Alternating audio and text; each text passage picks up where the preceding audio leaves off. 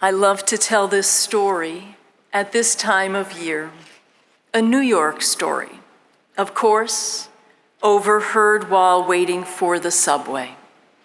A parent spoke to their child with some measure of exasperation.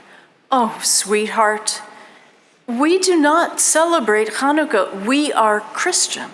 We celebrate Christmas. And no, you may not have a dreidel."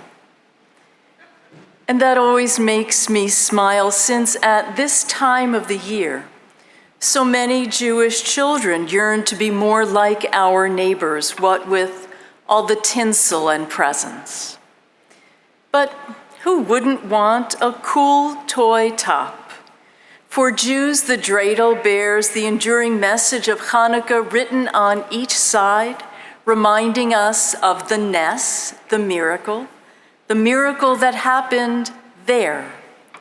This holiday week is truly one in which the holiday symbols are intended to evoke memory, joy, and gratitude. The menorah brings light at the darkest time of the year, and the food, always food, latkes, jelly donuts, bimhuelos, samosas. Jews of all ethnicities are adding their own cherished deep-fried delicacies to the many ways we celebrate.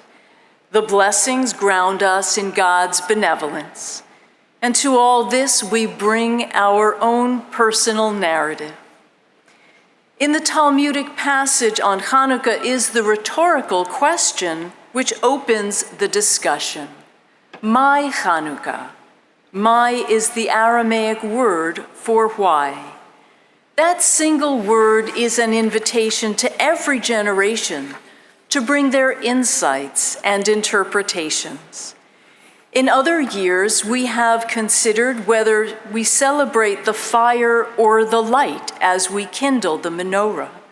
An interesting question, given the fact that both are property shared by the flame. Fire consumes, fire radiates heat, fire can harm.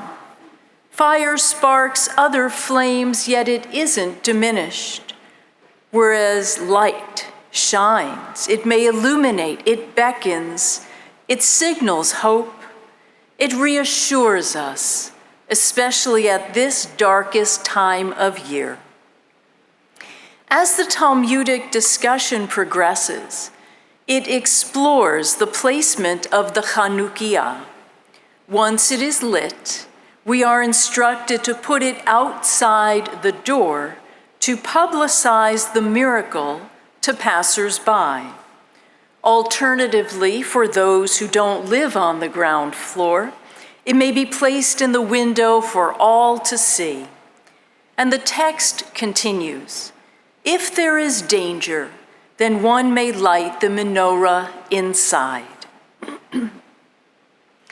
I am always struck and gratified by the way the Talmud preserves multiple opinions, the majority ruling and the variations on the theme, because the authors recognize that was right for their time might not always concord with future circumstances. In our day, in light of rising anti-Semitism, how do we evaluate what constitutes danger? Just 5 blocks south stands a menorah so large it requires a mechanical extension ladder with a bucket attached and a blowtorch to light it. What does that say to passers-by? Is that laughing in the face of danger, or standing firm in the face of those who would do us harm, or simply fulfilling the mitzvah of publicizing the miracle? That thought exercise moves us to consider our intention when we light our candles. Do we do it for ourselves or to share the message of the holiday? Isn't that what the Talmud meant when it urged us to ask ourselves, why Hanukkah? Perhaps you read the recently featured poignant story of the Posner family who had left Germany 90 years ago and found a safe haven in what is now Israel. When Rachel Posner and her family left, they took only their most precious things, and that included their menorah. In a 1931 black and white photo that served as a companion to the article, we see a menorah with 8 candles sitting on a window ledge, ready to be lit. Other than the lush brocade curtains that had been pulled back, there is no other personal information about this family in the photo. We may infer that they are knowledgeable Jews since the placement of the menorah fulfills the Talmudic obligation to the outside world. But here is one more important detail. Through the panes of glass, we viewers have a taste of that larger world. Though the camera focuses on the menorah seemingly standing guard at the window, in the blurry background, on a large and ornate building across the street, hangs a flag emblazoned with a swastika. Remember that in times of danger, one need not place it in the window for all to see. If I had not read the accompanying article and gone only by what was in the photo, I would have expected a different ending. Happily, we learn more about the journey this symbol has taken. From that window ledge in 1931, it is now on permanent loan to Yad Vashem, the Holocaust Museum in Jerusalem, with the proviso that the family and their descendants may use it every Hanukkah. If we are seeking guidance on whether we perform the lighting for ourselves or to educate others, then I would say that reclaiming their family heirloom each Hanukkah answers that. All year long, it is a display piece whose purpose is illuminated by the very reason its owners, the Posners, had to flee Germany. And once a year, its light is reclaimed by Rachel's descendants.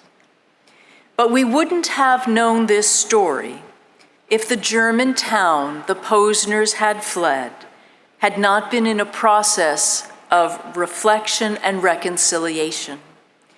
Recently, the town had put out a call for photos of Jewish life before the war, and Rachel's granddaughter had sent this one, which summed up one family's dedication to their faith while their nation was committed to their destruction. And the story has a coda. This week, 2 of Rachel's grandchildren were invited back to Germany during Hanukkah, and they brought the family menorah along. This time it sat on the windowsill of the Bellevue Palace, the ceremonial residence of the German president, Frank Walter Steinmeier, who lit candles along with them, bringing light where there was once utter and indescribable darkness. At the same time, the lighting fulfilled the other mitzvah of publicizing the miracle. On the back of the now iconic photograph, Rachel Posner had written these words, "Death to Judah, so the flag says. Judah lives forever, so the light answers."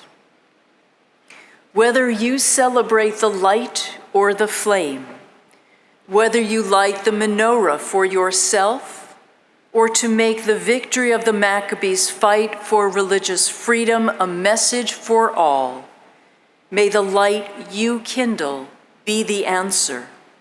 May it strengthen your commitment and give you courage to bring more light to dark times. So the light answers, Chag Urim Sameach, may Chanukah continue to be filled with light.